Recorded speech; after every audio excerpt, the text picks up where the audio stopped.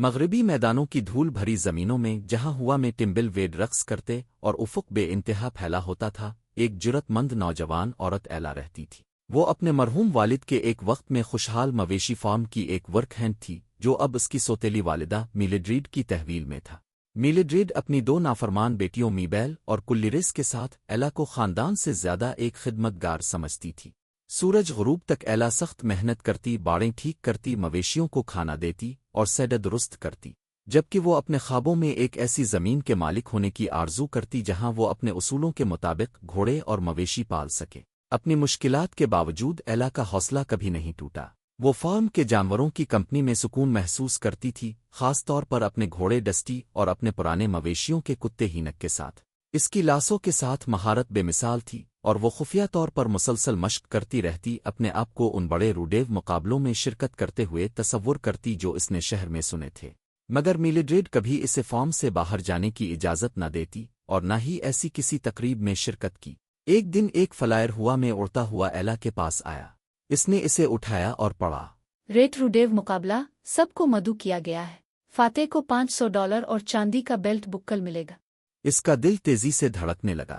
$500 ایک چھوٹی سی زمین خریدنے کے لیے کافی تھے، مگر وہ کیسے جا سکتی تھی؟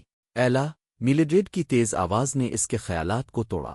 خواب دیکھنا بند کرو اور واپس کام پر لگ جاؤ۔ ہمارے یہاں رات کے کھانے کے لیے مہمان آ رہے ہیں، اور میں چاہتی ہوں کہ یہ جگہ بالکل صاف ہو۔ ایلا نے فلائر کو اپنی جیب میں ڈال لیا اور جلدی سے واپس اپنے کاموں میں لگ گئی۔ اس شام جب وہ میلڈریڈ میبیل اور کلیرس کو رات کا کھانا سرو کر رہی تھی، وہ روڈیو کے بارے میں جوش و خروش سے باتیں کر رہی تھی۔ میں نے سنا ہے کہ میئر کے بیٹے جیکسن وہاں ہوگا۔ وہ شہر کا سب سے خوبصورت مرد ہے، اور امیر بھی۔ ہم میں سے کسی کو اس کی نظر ضرور پڑے گی۔ اپنی امیدیں زیادہ نہ باندھنا۔ میلڈریڈ نے خبردار کیا۔ وہاں بہت ساری مقابلہ کرنے والی ہوں گی۔ ایلا نے اپنی زبان کو کاٹ لیا، دل میں حسرت سے بھری ہوئی۔ وہ روڈیو میں جانا چاہتی تھی، جیکسن کو متاثر کرنے کے لیے نہیں بلکہ اپنے آپ کو ثابت کرنے اور اپنے خوابوں کا پیچھا کرنے کے لیے۔ اس رات وہ اپنی چھت کے کمرے کی کھڑکی سے چاند ستاروں کو دیکھتے ہوئے جاگتی رہی اور معجزے کی دعا کرتی رہی۔ اگلے دن جب وہ کھونٹی میں کام کر رہی تھی، ایک اجنبی آ کر آیا۔ وہ ایک بلند قامت مضبوط سا تھا، جس کی ٹوپی پر عمر کی علامات اور مسکراہٹ میں محبت تھی۔ صبح بخیر بی بی، اس نے سلام کیا۔ نام بیکا ہے۔ میں گزر رہا تھا اور دیکھا کہ تم لاسوں کے ساتھ ماہر ہو۔ کیا تم روڈیو کے لیے مشق کر رہی ہو؟ ایلا نے ہچکچاتے ہوئے جواب دیا۔ اسے یقین نہیں آیا کہ کیا وہ اس پر اعتماد کر سکتی ہے، مگر اس کی نرم مزاجی نے اسے سکون دیا۔ میں چاہتی ہوں مگر میں نہیں جا سکتی۔ میری سوتیلی والدہ مجھے فارم سے باہر جانے کی اجازت نہیں دیتی۔ بیکا نے سوچتے ہوئے سر ہلایا۔ ایسا کرو، تم میری سیڈ ٹھیک کرنے میں مدد کرو اور میں تمہیں روڈیو میں لے جانے کا انتظام کروں گا۔ ایلا کی آنکھیں پھیل گئیں۔ تم میرے لیے ایسا کرو گے؟ مجھے لگتا ہے کہ ایسا کروں گا، بیکا نے مسکراتے ہوئے کہا۔ ہر کسی کو اپنے خوابوں کا پیچھا کرنے کا حق ہوتا ہے۔ اگلے چند دنوں میں بیکا نے ایلا کی مدد کی۔ اس نے اسے لاسوں کی مہارتوں کو تیز کرنے کے کچھ طریقے سکھائے اور یہاں تک کہ اسے اپنے خوبصورت جوتے اور چمڑے کی جیکٹ بھی دی۔ جب روڈیو کا دن آیا، بیکا نے اسے صبح سویرے فارم سے باہر نکالا تاکہ میلڈریڈ اور اس کی بیٹیوں کو کچھ پتہ نہ چلے۔ روڈیو کا میدان جوش و خروش سے بھرا ہوا تھا۔ مختلف علاقے سے آئے ہوئے کاوبو آئے اور کاوگرلز یہاں مقابلہ کرنے کے لیے جمع ہوئے تھے۔ ایلا نے سنڈر ایلا ان کے نام سے مقابلے میں حصہ لیا، جو بیکا نے مذاقنہ اس کا نام رکھا تھا جب وہ چمنی صاف کرتے وقت سیاہ ہو گئی تھی۔ جب اس کا مقابلہ تھا، ایلا کا دل تیزی سے دھڑک رہا تھا جب وہ ڈسٹی پر سوار ہو کر میدان میں آئی۔ ہجوم نے حیرت سے اس چھوٹے سے کاوگرل کو دیکھا، لیکن ایلا نے ان کی پرواہ نہیں کی۔ اس نے اپنے کام پر دھیان مرکوز کیا، ایک بے قابو بیل کو لاسو کرنا۔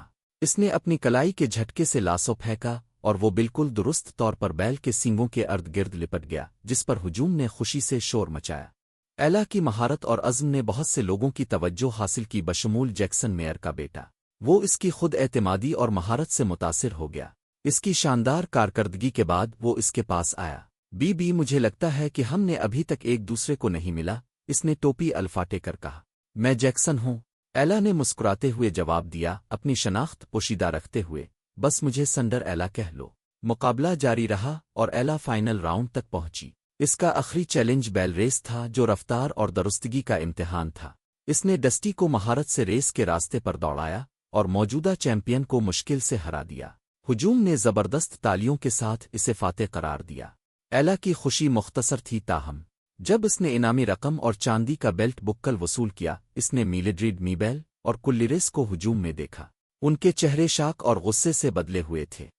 ایلا، میلڈریڈ نے چلوتی ہوئے کہا۔ تم یہاں کیا کر رہی ہو؟ ایلا کا دل دھڑکنے لگا مگر بیکا آگے بڑھا اور اپنے ریوالور کی دستے پر ہاتھ رکھتے ہوئے کہا، وہ یہاں ہے کیونکہ اس نے یہ حق کمایا ہے۔ اس نے مضبوطی سے کہا، اب اگر تمہیں مشکل نہیں چاہیے تو میں تجویز کرتا ہوں کہ اسے چھوڑ دو۔ میلڈریڈ نے بیکا کو غصے سے گھورا لیکن پیچھے ہٹ گئی۔ اس نے میبیل اور کلیریس کو کھینچ کر واپس لے جایا، مایوسی اور شرمندگی کے ساتھ۔ جیکسن، جس نے اس کا تبادلہ دیکھا تھا، ایلا کی طرف مڑا۔ کیا یہ تمہارا خاندان ہے؟ بدقسمتی سے ہاں، ایلا نے تسلیم کیا۔ مگر اب زیادہ دیر نہیں۔ اپنی انعامی رقم سے ایلا نے شہر کے باہر ایک چھوٹا سا فارم خرید لیا۔